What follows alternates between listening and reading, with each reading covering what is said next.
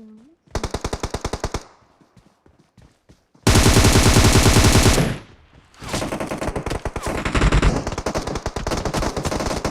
bile vuruyorum. Ben.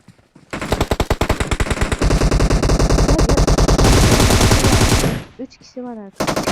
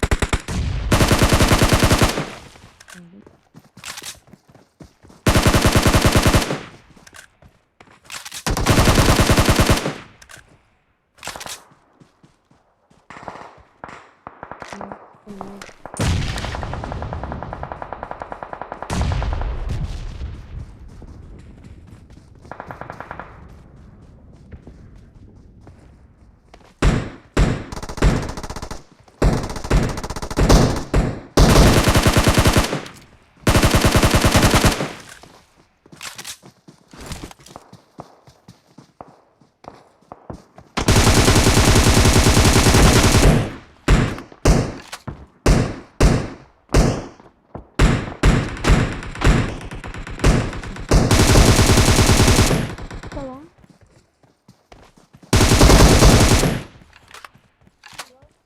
Oha. Şaka gibi. Lütfen.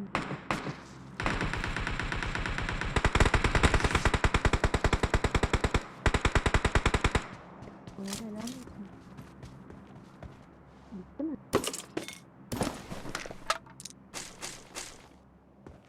Hamilton'ın gördüğünü al.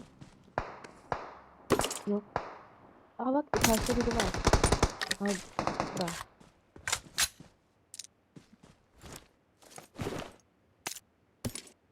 Hadi değil mi?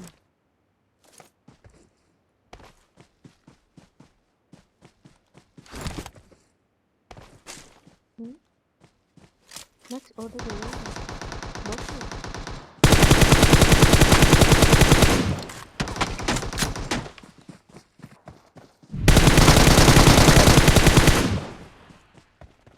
Allah.